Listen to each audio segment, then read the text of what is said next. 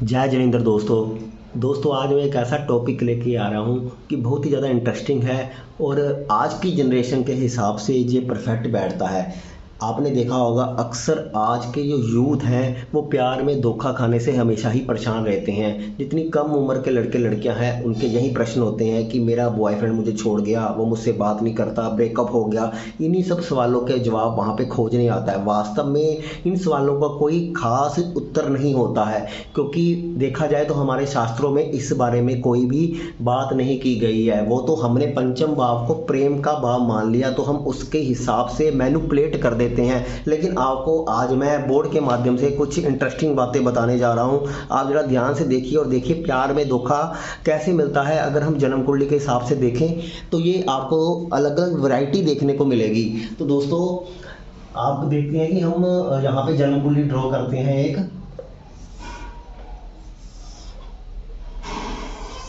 तो यहाँ पर एक बहुत ही बढ़िया अगर हम चीज़ देखने की कोशिश करें तो मैं आपको दिखाता हूँ कि प्यार में धोखा कैसे मिलता है। तो हमारा टॉपिक है प्यार में धोखा।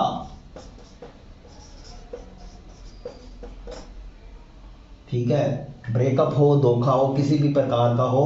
तो अगर हम किसी रिलेशनशिप में हैं, ये पांचवा घर जो हमारा होता है ये हमारा प्रेम का होता है, लव का होता है। तो प्रेम का हो गया, संतान का, सभी बहुत सारी चीज़ें इसमें देखी जाती है। मुख्य तौर पर हम प्रेम के विषय की बात करें तो पांचवा अगर हमारे प्रेम का है, तो पांचवा अगर हमारे प्रेम का है, यहाँ पर अगर कोई ग्रह बैठ जाता है, आपको पता है कि जिसका राहु पांच में बैठा हो तो प्यार में धोखा उसको भी मिलता है और प्यार में धोखा वो दे भी सकता है। अब यहाँ पर मेन विषय ये आता है कि प्यार में हमें धोखा मिल रहा है या हम दे रहे हैं, वो जन्म कुंडली की कैलकुलेशन और महादशा पर डिपेंड करता है कि हम धोखा देने वालों में से हैं या हम धोखा लेने वालों में से हैं।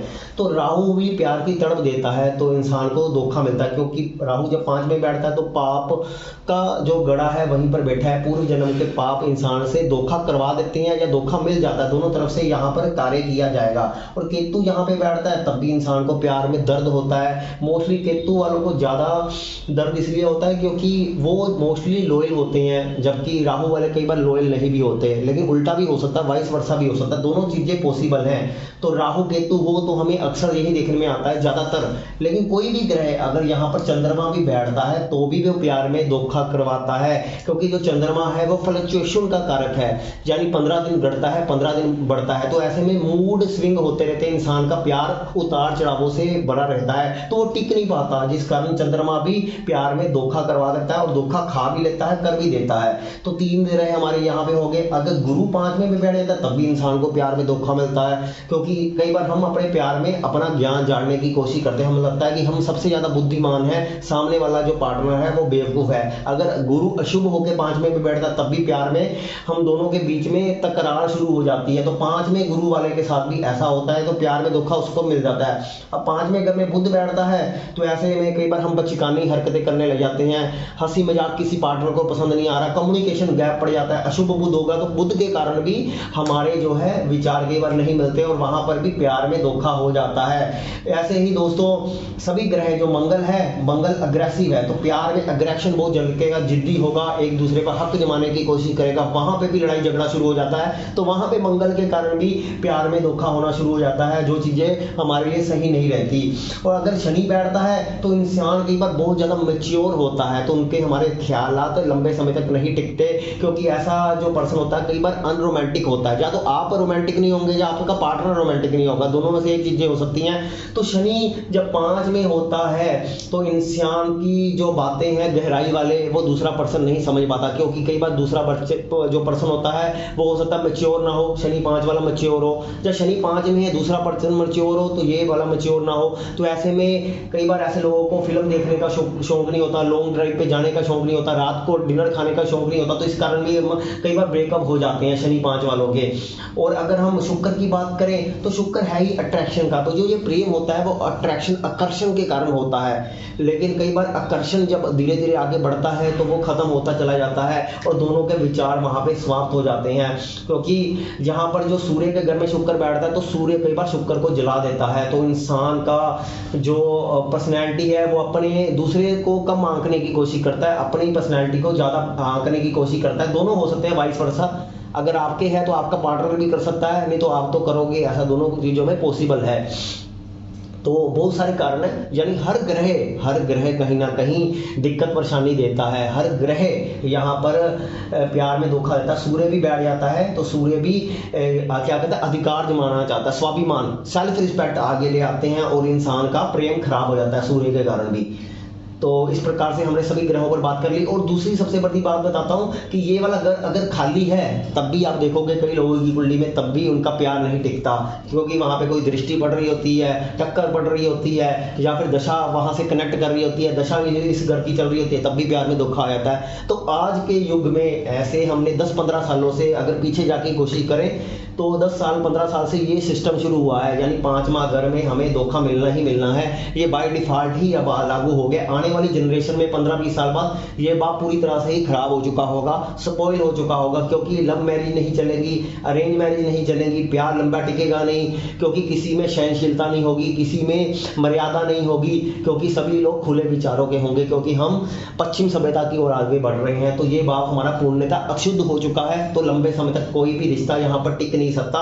तो यहाँ पर फिर हम क्या करें जन्म कुंडली के माध्यम से, जिस कारण हमारा प्यार टिका रहे या फिर हम लॉयल रहें। तो दोस्तों हम तो अपने तरीके से जो ज्योतिष को जान लेता है उसका माइंडसेट ऐसा बन जाता है। Astrology is all about mindset game.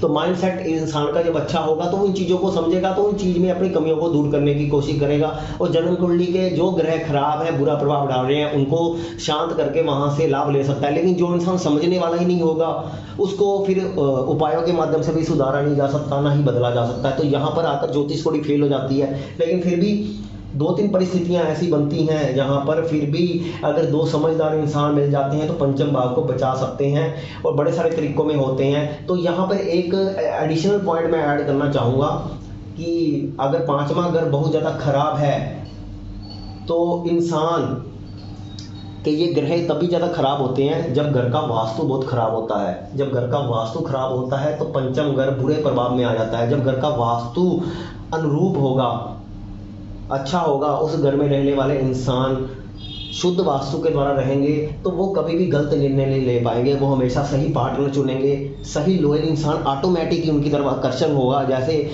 जो इंसान आपके लिए बना होगा, जो आपको समझेगा, वो लॉन्ग लास्टिंग चलेगा।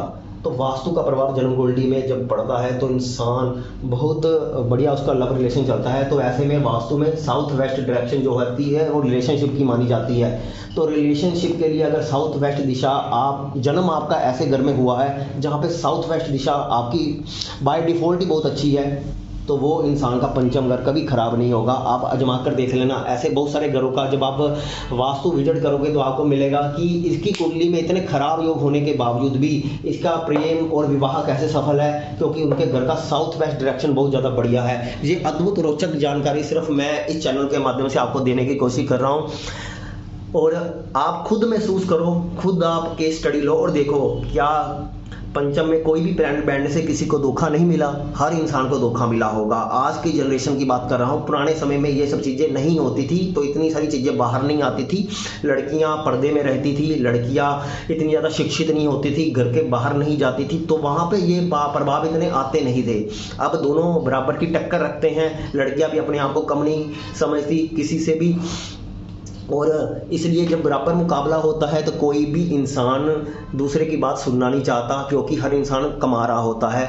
जब हम इंसान कोई कमा रहा है तो वो दूसरों के अधीन नहीं रह सकता, तो इसलिए पंचम घर खराब होना ही होना है। वहाँ पर हमारी बात नहीं सुनी जाएगी। तो ये सब बातें आप देखोगे एस्ट्रोलॉजी में कैसे काम आती हैं। सिर्फ देश काल परिस्थिति को लेकर चलना बहुत ज़्यादा जरूरी है दोस्तों। बिना देश काल परिस्थिति को लेकर अगर आप चलोगे तो कभी भी आप जज नहीं कर पाओगे, और आपके प्यार के बारे में कभी भी आप जजमेंट नहीं दे पाओगे, क्योंकि आपको यही देखना है कि प्रेम सभी करते हैं, प्रेम सबका सफल भी होता है, असफल भी होता है, दोनों बातें होती है। जन्म कुंडली वैसे ही बोलेगी। जन्म कुंडली ने कुछ स्पेशल आके नहीं बोलना, वो आपके देश काल परिस्थिति के अनुसार ही चलेगी। आपका घर में कहाँ पे जन्म हुआ है, आप किस भूमि में पैदा हुए हो, आप कहाँ का माहौल लेकर पैदा हुए हो, किस घर में हो, तो वहाँ की ऊर्जा ही आपकी जन्म कुंडली के अनुसार तय करेगी कि आपका जो जीवन है वो कैसे चलेगा। धन्यवाद दोस्तों। इसमें बहुत सारे एडिशनल पॉइंट और भी हैं, वो आने वाली किसी वीडियो में हम बात करेंगे। करेंगे। तो वीडियो को लाइक करें और चैनल को सब्सक्राइब करें और इंस्टाग्राम में भी हमें जरूर फॉलो करें, क्योंकि हम रील्स और वीडियो वहाँ पर भी डालते रहते हैं। वहाँ पर मैं इंटरेक्ट रहता हूँ, बहुत सारे लोगों के माध्यम से सवाल जवाब भी लेता हूँ। तो वहाँ पर हमारे साथ जरूर जुड़िए। एस्ट्रो जैन